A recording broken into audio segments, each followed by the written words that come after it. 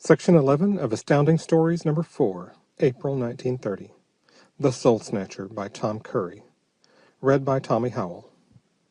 From 20 miles away stabbed the atom-filtering rays to Alan Baker in his cell in the death house.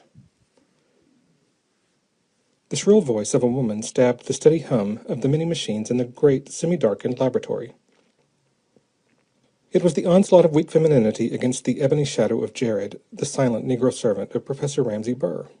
Not many people were able to get to the famous man against his wishes. Jared obeyed orders implicitly and was generally an efficient barrier. "I will see him, I will," screamed the middle-aged woman.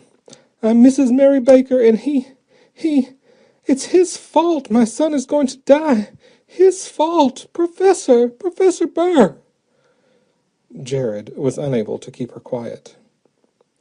Coming in from the sunlight, her eyes were not yet accustomed to the strange, subdued haze of the laboratory, an immense chamber crammed full of equipment, the vista of which seemed like an apartment in hell. Bizarre shapes stood out from the mass of impedimenta, great stills which rose full 2 stories in height, dynamos, immense tubes of colored liquids, 100 puzzles to the inexpert eye. The small, plump figure of Mrs. Baker was very out of place in this setting. Her voice was poignant, reedy. A look at her made it evident that she was a conventional good woman. She had soft, cloudy, golden eyes and a pathetic mouth, and she seemed on the point of tears. Madam, the doctor is busy," whispered Jared, endeavoring to shoo her out of the laboratory with his polite hands. He was respectful, but firm. She refused to obey. She stopped when she was within a few feet of the activity in the laboratory, and stared with fear and horror at the center of the room, and at its occupant, Professor Burr, whom she had addressed during her flurried entrance. The professor's face, as he peered at her, seemed like a disembodied stare, for she could see only eyes behind a mask of lavender-gray glass eye-holes, with its flapping ends of dirty gray-white cloth. She drew in a deep breath and gasped, for the pungent fumes, acrid and penetrating, of sulfuric and nitric acid stabbed her lungs. It was like the breath of hell, to fit the simile, and aptly Professor Burr seemed the devil himself, manipulating the infernal machines. Acting swiftly, the tall figure stepped over and threw 2 switches in a single sweeping movement. The vermilion light, which had lived in a long row of tubes on a nearby bench, abruptly ceased to writhe like so many tongues of flame, and the embers of hell died out. Then the professor flooded the room in harsh, gray-green light, and stopped the high-pitched, humming whine of his dynamos. A shadow picture writhing on the wall, projected from a lead-glass barrel, disappeared suddenly. The great color filters in other machines lost their semblance of horrible life, and a regretful sigh seemed to come from the metal creatures as they gave up the ghost. To the woman, it had been entering the abode of fear. She could not restrain her shudders. But she bravely confronted the tall figure of Professor Burr as he came forth to greet her. He was extremely tall and attenuated, with a red, bony mask of a face pointed at the chin by a sharp little goatee. Feathery blonde hair, silvered and awry, covered his great head. "Madam," said Burr in a gentle, disarmingly quiet voice, "your manner of entrance might have cost you your life. Luckily, I was able to deflect the rays from your person, else you might not be able to voice your complaint, for such seems to be your purpose in coming here." He turned to Jared, who was standing close by. "Very well, Jared. You may go. After this, it will be as well to throw the bolts, though in this case I am quite willing to see the visitor."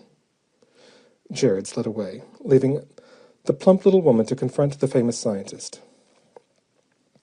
For a moment, Mrs. Baker stared into the pale gray eyes, the pupils of which seemed black as coal by contrast.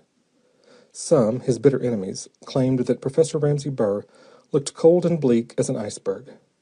Others that he had a baleful glare. His mouth was grim and determined. Yet with her woman's eyes, Mrs. Baker looked at the professor's bony mask of a face, with the high-bridged, intrepid nose, the passionless gray eyes, thought that Ramsay Burr would be handsome, if a little less cadaverous and more human. The experiment, which you ruined by your untimely entrance, continued the professor, was not a safe one. His long white hand waved toward the bunched apparatus, but to her, to the room, seemed all glittering metal coils of snake-like wire, ruddy copper, dull lead, and tubes of all shapes. Hell cauldrons of unknown chemicals seethed and slowly bubbled. Beetle-black bakelite fixtures reflected the hideous light. "Oh," she cried, clasping her hands as though she addressed him in prayer. "Forget your science, Professor Burr, and be a man. Help me. 3 days from now, my boy, my son, whom I love above all the world, is to die." 3 days is a long time, said Professor Burr calmly. "Do not lose hope. I have no intention of allowing your son, Alan Baker, to pay the price for a deed of mine. I freely confess it was I who was responsible for the death of... what was the person's name? Smith, I believe." "It was you who made Alan get poor Mr. Smith to agree to the experiments which killed him, and which the world blamed on my son," she said. "They called it the deed of a scientific fiend, Professor Burr, and perhaps they are right, but Alan is innocent." "Be quiet," ordered Burr, raising his hand. "Remember, madam, your son Alan is only a commonplace medical man, and while I taught him a little from my vast store of knowledge, he was ignorant and of much less value to science and humanity than myself. Do you not understand? Can you not comprehend also that the man Smith was a martyr to science? He was no loss to mankind, and only sentimentalists could have blamed anyone for his death. I should have succeeded in the interchange of atoms which we were working on, and Smith would at this moment be hailed as the first man to travel through space in invisible form, projected on radio waves, had it not been for the fact that the alloy which conducts the 3 types of sinusoidal failed me and burned out. Yes, it was an error in calculation, and Smith would now be called the Lindbergh of the atom, but for that. Yet Smith has not died in vain, for I have finally corrected this error. Science is but trial and correction of error, and all will be well." "But Alan must not die at all," she cried. "For weeks he has been in the death house. It is killing me. The governor refuses him a pardon, nor will he commute my son's sentence.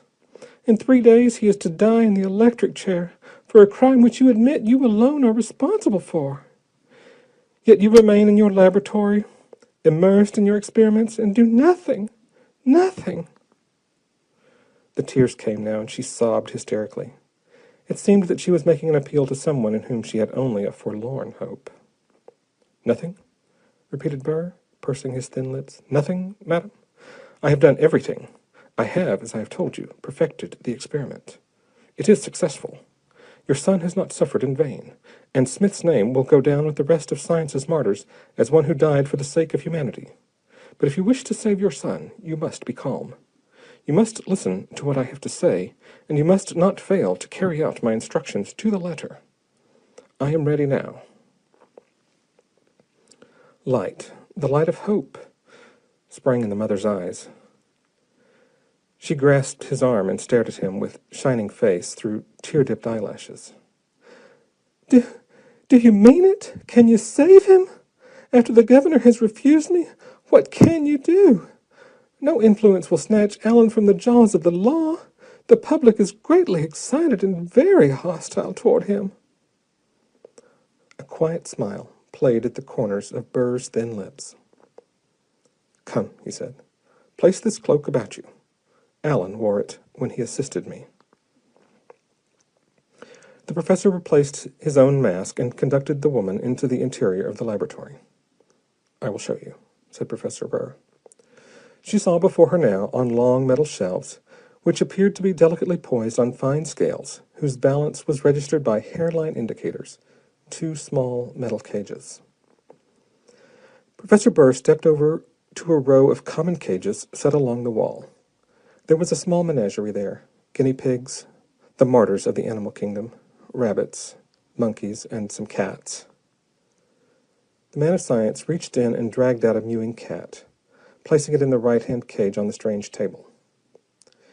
He then obtained a small monkey and put this animal in the left-hand cage beside the cat. The cat, on the right, squatted on its haunches, mewing in pique, and looking up at its tormentor. The monkey, after a quick look around, began to investigate the upper reaches of its new cage. Over each of the animals was suspended a fine, curious metallic armament. For several minutes, while the woman, puzzled at how this demonstration was to affect the rescue of her condemned son, waited impatiently, the professor deftly worked at the apparatus, connecting wires here and there. "I am ready now," said Burr. "Watch the two animals carefully." "Yes, yes," she replied, faintly, for she was half afraid.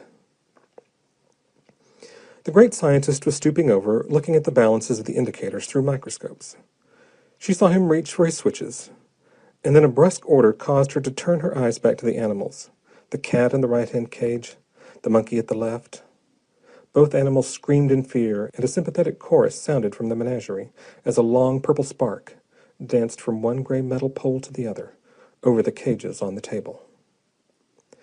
At first, Mrs. Baker noticed no change. The spark had died. The professor's voice, unhurried, grave, broke the silence. "The first part of the experiment is over," he said. "The ego." "Oh, heavens!" cried the woman. "You've driven the poor creatures mad!" She indicated the cat. That animal was clawing at the top bars of its cage, uttering a bizarre chattering sound, somewhat like a monkey. The cat hung from the bars, swinging itself back and forth as on a trapeze, then reached up and hung by its hind claws. As for the monkey, it was squatting on the floor of its cage, and it had a strange sound in its throat, almost a mew, and it hissed several times at the professor. "They're not mad," said Burr. "As I was explaining to you, I have finished the first portion of the experiment. The ego, or personality of one animal, has been taken out and put into the other." She was unable to speak. He had mentioned madness. Was he, Professor Ramsay Burr, crazy? It was likely enough. Yet the whole thing in these surroundings seemed plausible. As she hesitated about speaking, watching with fascinated eyes the out-of-character behavior of the two beasts, Burr went on. "The second part follows at once. Now that the two egos have interchanged, I will shift the bodies. When it is completed, the monkey will have taken the place of the cat, and vice versa. Watch." He was busy for some time with his levers, and the smell of ozone reached Mrs. Baker's nostrils as she stared with horrified eyes at the animals. She blinked. The sparks crackled madly, the monkey mewed, the cat chattered. Were her eyes going back on her? She could see neither animal distinctly. They seemed to be shaking in some cosmic disturbance, and were but blurs. This illusion, for to her it seemed it must be optical, persisted, grew worse, until the quaking forms of the two unfortunate creatures were like so much ectoplasm in swift motion, ghosts whirling about in a dark room. Yet she could see the cages quite distinctly, and the table, and even the indicators of the scales. She closed her eyes for a moment. The acrid odors penetrated to her lungs, and she coughed, opening her eyes. Now she could see clearly again. Yes, she could see a monkey, and it was climbing quite naturally about its cage. It was excited, but a monkey. And the cat, while protesting mightily, acted like a cat. Then she gasped. Had her mind and the excitement betrayed her? She looked at Professor Burr. On his lean face there was a smile of triumph, and he seemed to be awaiting her applause. She looked again at the two cages. Surely at first the cat had been in the right-hand cage and the monkey in the left, and now the monkey was in the place where the cat had been, and the cat had been shifted to the left-hand cage?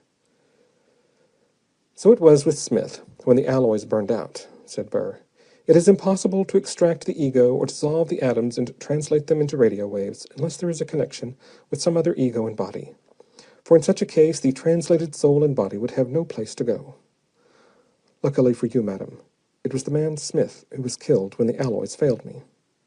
It might have been Allen, for he was the second pole of the connection."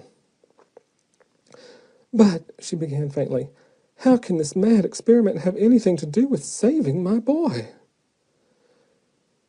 He waved impatiently at her evident denseness. Do you not understand? It is so I will save Alan, your son. I shall first switch our egos, or souls, as you say, then switch the bodies. It must always take this sequence. Why, I have not ascertained. But it always works thus." Mrs. Baker was terrified. What she had just seen smacked of the blackest magic. Yet a woman in her position must grasp at straws. The world blamed her son for the murder of Smith, a man Professor Burr had made use of as he might a guinea pig. And Alan must be snatched from the death house. Do you mean you can bring Alan from the prison here just by throwing those switches?" she asked. "That is it. But there is more to it than that, for it is not magic, madam. It is science, you understand, and there must be some physical connection. But with your help, that can easily be made." Professor Ramsay Burr, she knew, was the greatest electrical engineer the world had ever known, and he stood high as a physicist. Nothing hindered him in the pursuit of knowledge, they said. He knew no fear, and he lived on an intellectual promontory. He was so great that he almost lost sight of himself. To such a man, nothing was impossible. Hope, wild hope, sprang in Mary Baker's heart, and she grasped the bony hand of the professor and kissed it. "Oh, I believe," she cried. "You can do it. You can save Alan. I will do anything you will tell me to." "Very well. You visit your son daily at the death house, do you not?" She nodded. A shiver of remembrance of that dread spot passed through her. "Then you will tell him the plan, and let him agree to see me the night preceding the electrocution. I will give him final instructions as to the exchange of bodies. When my life spirit or ego is confined in your son's body in the death house, Alan will be able to perform the feat of changing the bodies, and your son's flesh will join his soul, which will have been temporarily inhabiting my own shell. Do you see? When they find me in the cell where they suppose your son to be, they will be unable to explain the phenomenon. They can do nothing but release me. Your son will go here and can be whisked away to a safe place of concealment." Yes. What am I to do besides this?" Professor Burr pulled out a drawer near at hand, and from it extracted a folded garment of thin, shiny material. "This is metal cloth coated with the new alloy," he said, in a matter-of-fact tone. He rummaged further, saying as he did so, "I expected you would be here to see me, and I have been getting ready for your visit. All is prepared, save a few odds and ends, which I can easily clean up in the next 2 days. Here are 4 cups, which Alan must place under each leg of his bed, and this delicate little director coil you must take especial pains with. It is to be slipped under your son's tongue at the time appointed." She was staring at him, still, half in fear, half in wonder. Yet she could not feel any doubt of the man's miraculous powers. Somehow, while he talked to her and rested those cold eyes upon her, she was staring at him still, half in fear, half in wonder. Yet she could not feel any doubt of the man's miraculous powers. Somehow, while he talked to her and rested those cold eyes upon her, she was under the spell of the great scientist. Her son, before the trouble into which he had been dragged by the professor, had often hinted at the abilities of Ramsay Burr, given her the idea that his employer was practically a necromancer, yet a magician whose advanced scientific knowledge was correct and explainable in the light of reason. Yes, Alan had talked to her often when he was at home, resting from his labors with Professor Burr. He had spoken of the new electricity discovered by the famous man, and also told his mother that Burr had found a method of separating atoms and then transforming them into a form of radioelectricity so that they could be sent in radio waves to designated points. And she now remembered the swift trial and conviction of Alan on the charge of murder had occupied her so deeply that she had forgotten all else for the time being. That her son had informed her, quite seriously, that Professor Ramsay Burr would soon be able to transport human beings by radio. "Neither of us will be injured in any way by the change," said Burr calmly. "It is possible for me now to break up human flesh, send the atoms by radioelectricity, and reassemble them in their proper form by these special transformers and atom filters." Mrs. Baker took all the apparatus presented to her by the professor. She ventured the thought that it might be better to perform the experiment at once, instead of waiting until the last minute. But this Professor Burr waved aside as impossible. He needed the extra time, he said, and there was no hurry. She glanced about the room, and her eye took in the giant switches of copper with their black handles. There were others of a gray-green metal she did not recognize. Many dials and meters, strange to her, confronted the little woman. These things, she felt with a rush of gratitude toward the inanimate objects, would help to save her son, so they interested her, and she began to feel kindly toward the great machines. Would Professor Burr be able to save Alan as he claimed? Yes, she thought, he could. She would make Alan consent to the trial of it, even though her son had cursed the scientist and cried he would never speak to Ramsay Burr again. She was escorted from the home of the professor by Jared, and going out into the bright, sunlit street, blinked as her eyes adjusted themselves to the daylight after the queer light of the laboratory. In a bundle she had a strange suit and the cups. Her purse held the tiny coil wrapped in cotton. How could she get the authorities to consent to her son having the suit? The cups and the coil she might slip to him herself. She decided that a mother would be allowed to give her son new underwear. Yes, she would say it was that. She started at once for the prison. Professor Burr's laboratory was but 20 miles from the cell where her son was incarcerated. As she rode on the train, seeing people in everyday attire, commonplace occurrences going on about her, the spell of Professor Burr faded, and cold reason stared her in the face. Was it nonsense, this idea of transporting bodies through the air in invisible waves? Yet she was old-fashioned. The age of miracles had not passed for her. Radio, in which pictures and voices could be sent on wireless waves, was unexplainable to her. Perhaps. She sighed and shook her head. It was hard to believe. It was also hard to believe that her son was in deadly peril, condemned to death as a scientific fiend. Here was her station. A taxi took her to the prison, and after a talk with the warden, finally she stood there, before the screen, through which she could talk to Alan, her son. "Mother!" Her voice lifted, melted within her. It was always thus when he spoke. "Alan," she whispered softly. They were allowed to talk, undisturbed. "Professor Burr wishes to help you," she said in a low voice. Her son, Alan Baker, M.D., turned eyes of misery upon her. His ruddy hair was awry. This young man was imaginative and could therefore suffer deeply. He had the gift of turning platitudes into puzzles, and his hazel eyes were lit with an elfin quality which, if possible, endeared him the more to his mother. All his life he had been the greatest thing in the world to this woman. To see him in such straits tore her very heart. When he had been a little boy, she had been able to make joy appear in those eyes by a word and a pat.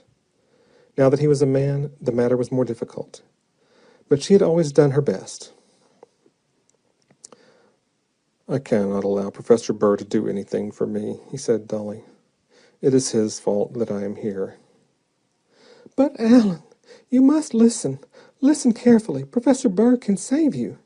He says it was all a mistake. The alloy was wrong.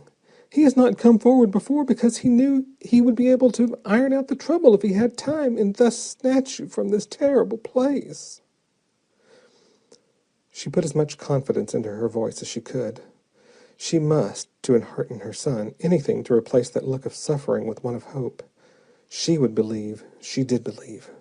The bars, the great masses of stone which enclosed her son would be as nothing. He would pass through them unseen, unheard. For a time, Alan spoke bitterly of Ramsay Burr, but his mother pleaded with him, telling him it was his only chance, and that the deviltry Alan suspected was imaginary. He killed Smith in such an experiment," said Alan. "I took the blame, as you know, for I only followed his instructions. But you say he claims to have found the correct alloys?" "Yes, and this suit, you must put it on. But Professor Burr himself will be here to see you day after tomorrow, the day preceding the... She bit her lip and got out the dreaded word. "The electrocution. But there won't be any electrocution, Alan. No, there cannot be. You will be safe, safe in my arms." She had to fight now to hold her belief in the miracle which Burr had promised. The solid steel and stone dismayed her brain. The new alloy seemed to interest Alan Baker. His mother told him of the exchange of the monkey and the cat, and he nodded excitedly, growing more and more restive, and his eyes began to shine with hope and curiosity. "I have told the warden about the suit, saying it was something I made for you myself," she said in a low voice. "You must pretend the coil and the cups are things you desire for your own amusement. You know they have allowed you a great deal of latitude, since you are educated and need diversion." "Yes, yes. There may be some difficulty, but I will overcome that. Tell Burr to come. I'll talk with him, and he can instruct me in the final details. It is better than waiting here like a rat in a trap. I have been afraid of going mad, Mother, but this buoys me up." He smiled at her, and her heart sang in the joy of relief. How did the intervening days pass? Mrs. Baker could not sleep, could scarcely eat. She could do nothing but wait. She watched the meeting of her son and Ramsay Burr on the day preceding the date set for the execution. "Well, Baker," said Burr nonchalantly, nodding to his former assistant, "how are you?" "You see how I am," said Alan coldly. Yes. Well, listen to what I have to say and note it carefully. There must be no slip. You have the suit, the cups, and the director coil? You must keep the suit on. The cups go under the legs of the cot you lie on, the director under your tongue." The professor spoke further with Alan, instructing him in scientific terms which the woman scarcely comprehended. "Tonight, then, at 11:30, said Burr finally. "Be ready." Alan nodded. Mrs. Baker accompanied Burr from the prison. You will let me be with you?" she begged. "It is hardly necessary," said the professor. "But I must. I must see Alan in the moment he is free to make sure he is all right. Then I want to be able to take him away. I have a place in which we can hide, and as soon as he is rescued, he must be taken out of sight." "Very well," said Burr, shrugging. "It is immaterial to me, so long as you do not interfere with the course of the experiment. You must sit perfectly still. You must not speak until Alan stands before you and addresses you." "Yes, I will obey you," she promised. Mrs. Baker watched Professor Ramsay Burr eat his supper. Burr himself was not in the least perturbed. It was wonderful, she thought, that he could be so calm. To her it was the great moment, the moment when her son would be saved from the jaws of death. Jared carried a comfortable chair into the laboratory, and she sat in it, quiet as a mouse, in one corner of the room. It was 9 o'clock, and Professor Burr was busy with his preparations. She knew he had been working steadily for the past few days. She gripped the arms of her chair, and her heart burned within her. The professor was making sure of his apparatus. He tested this bulb and that, and carefully inspected the curious oscillating platform, over which was suspended a thickly bunched group of gray-green wire, which was seemingly an antenna. The numerous indicators and implements seemed to be satisfactory, for at 11:15, Burr gave an exclamation of pleasure and nodded to himself. Burr seemed to have forgotten the woman. He spoke aloud occasionally, but not to her, as he drew forth a suit made of the same metal cloth as Alan must have on at this moment. The tension was terrific. Terrific for the mother, who was awaiting the culmination of the experiment which would rescue her son from the electric chair. Or would it fail? She shuddered. What if Burr were mad? But look at him. She was sure he was sane as she was. "He will succeed," she murmured, digging her nails into the palms of her hands. "I know he will." She pushed aside the picture of what would happen on the morrow, but a few hours distant, when Alan, her son, was due to be led to a legal death in the electric chair. Professor Burr placed the shiny suit upon his lank form, and she saw him put a duplicate coil, the same sort of small machine which Alan possessed, under his tongue. The Mephistophelian figure consulted a matter-of-fact watch. At that moment, Mrs. Baker heard, above the hum of the myriad machines in the laboratory, the slow chiming of a clock. It was the moment set for the deed. Then she feared the professor was insane, for he suddenly leaped to the high bench of the table on which stood one of the oscillating platforms. Wires led out from this, and Burr sat gently upon it, a strange figure in the subdued light. Professor Burr, however, she soon saw was not insane. No, this was part of it. He was reaching for switches near at hand, and bulbs began to glow with unpleasant light. Needles on indicators swung madly, and at last Professor Burr kicked over a giant switch, which seemed to be the final movement. For several seconds the professor did not move. Then his body grew rigid, and he twisted a few times. His face, though, was not drawn in pain, yet twitched galvanically as though actuated by slight jabs of electricity. The many tubes fluoresced, flared up in pulsing waves of violet and pink. There were gray bars of invisibility, or areas of air in which nothing visible showed. There came the faint, crackling hum of machinery, rather like a swarm of wasps in anger. Blue and gray thread of fire spat across the antenna. The odor of ozone came to Mrs. Baker's nostrils, and the acrid odors burned her lungs. She was staring at him, staring at the professor's face. She half rose from her chair and uttered a little cry. The eyes had changed. No longer were they cold and personal, the eyes of a man who prided himself on the fact that he kept his arteries soft and his heart hard. They were loving, soft eyes. "Alan!" she cried. Yes, without a doubt, the eyes of her son were looking at her out of the body of Professor Ramsay Burr. "Mother," he said gently, "do not be alarmed. It is successful. I am here in Professor Burr's body." "Yes," she cried, hysterically. It was too weird to believe. It seemed dim to her, unearthly. "Are you all right, darling?" she asked timidly. "Yes. I felt nothing beyond a momentary giddy spell, a bit of nausea and mental stiffness. It was strange, and I have a slight headache. However, all is well." He grinned at her, laughed with the voice which was not his, yet which she recognized as directed by her son's spirit. The laugh was cracked and unlike Alan's wholehearted mirth, yet she smiled in sympathy. "Yes, the first part is a success," said the man. "Our egos have interchanged. Soon our bodies will undergo the transformation, and then I must keep under cover. I dislike Burr. Yet he is a great man. He has saved me. I suppose the slight headache which I feel is one bequeathed me by Burr. I hope he inherits my shivers and terrors and the neuralgia for the time being, so he will get some idea of what I have undergone." He had got down from the oscillating platform, the spirit of her son, in Ramsay's body. What are you doing now?" she asked. "I must carry out the rest of it myself," he said. "Burr directed me when we talked yesterday. It is more difficult when one subject is out of the laboratory, and the tubes must be checked." He went carefully about his work, and she saw him replacing 4 of the tubes with others, new ones, which were ready at hand.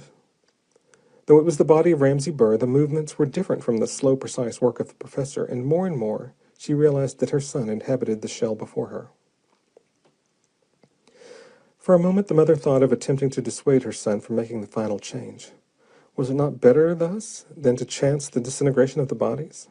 Suppose something went wrong, and the exchange did not take place, and her son, that is, his spirit, went back to the death house. Midnight struck as he worked feverishly at the apparatus. The long face corrugated as he checked the dials and tubes. He worked swiftly, but evidently was following a procedure which he had committed to memory, for he was forced to pause often to make sure of himself. "Everything is okay," said the strange voice at last. He consulted his watch. 12:30, he said. She bit her lip in terror as he cried, "Now!" and sprang to the table to take his place on the metallic platform, which oscillated to and fro under his weight. The delicate grayish metal antenna, which she knew would form a glittering halo of blue and gray threads of fire, rested quiescent above his head.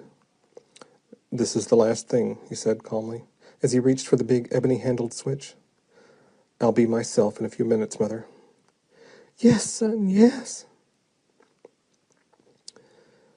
The switch connected, and Alan Baker, in the form of Ramsay Burr, suddenly cried out in pain. His mother leaped up to run to his side, but he waved her away. She stood, wringing her hands, as he began to twist and turn, as though torn by some invisible force. Eerie screams came from the throat of the man on the platform, and Mrs. Baker's cries of sympathy mingled with them. The mighty motors hummed in a high-pitched, unnatural whine, and suddenly Mrs. Baker saw the tortured face before her grow dim. The countenance of the professor seemed to melt, and then there was a dull, muffled thud, a burst of white-blue flame, the odor of burning rubber, and the tinkle of broken glass. Back to the face came the clarity of outline, and still it was Professor Ramsay Burr's body she stared at. Her son, in the professor's shape, climbed from the platform and looked about him as though dazed. An acrid smoke filled the room, and burning insulation assailed the nostrils. Desperately, without looking at her, his lips set in a determined line, the man went hurriedly over the apparatus again. "Have I forgotten? Did I do anything wrong?" She heard his anguished cry. 2 tubes were burned out, and these he replaced as swiftly as possible, but he was forced to go all over the wiring and cut out whatever had been short-circuited so that it could be hooked up anew with uninjured wire. Before he was ready to resume his seat on the platform, after half an hour of feverish haste, a knock came on the door. The person outside was imperative, and Mrs. Baker ran over and opened the portal. Jared, the whites of his eyes shining in the dim light, stood there. "The professor. Tell him that the warden wishes to talk with him. It is very important, ma'am." The body of Burr, inhabited by Alan's soul, pushed by her, and she followed falteringly, wringing her hands. She saw the tall figure snatch at the receiver and listen. "Oh, God," he cried. At last he put the receiver back on the hook automatically and sank down in a chair, his face in his hands. Mrs. Baker went to him quickly. "What is it, Alan?" she cried. "Mother," he said hoarsely. "It was the warden of the prison. He told me that Alan Baker had gone temporarily insane and claimed to be Professor Ramsay Burr in my body." But what is the matter?" she asked. "Cannot you finish the experiment, Alan? Can't you change the 2 bodies now?" He shook his head. "Mother, they electrocuted Ramsay Burr in my body at 12:45 tonight." She screamed. She was faint, but she controlled herself with a great effort. "But the electrocution was not to be until morning," she said. Alan shook his head. "They are allowed a certain latitude, about 12 hours, he said. Burr protested up to the last moment and begged for time. Then they must have come for him and dragged him forth to die in the electric chair while you were attempting the second part of the change," she said. "Yes, that was why it failed. That's why the tubes and wires burned out and why we couldn't exchange bodies. It began to succeed, then I could feel something terrible had happened. It was impossible to complete the beta circuit, which short-circuited. They took him from the cell, do you see, while I was starting the exchange of the atoms." For a time the mother and her boy sat staring at one another. She saw the tall, eccentric figure of Ramsay Burr before her, yet she saw also the soul of her son within that form. The eyes were Alan's, the voice was soft and loving, and his spirit was with her. "Come, Alan, my son," she whispered softly. "Burr paid the price," said Alan, shaking his head. "He became a martyr to science." The world has wondered why Professor Ramsay Burr, so much in the headlines as a great scientist, suddenly gave up all his experiments and took up the practice of medicine. Now that the public furor and indignation over the death of the man Smith has died down, sentimentalists believe that Ramsay Burr has reformed and changed his icy nature, for he manifests great affection and care for Mrs. Mary Baker, the mother of the electrocuted man who had been his assistant. End of The Soul Snatcher.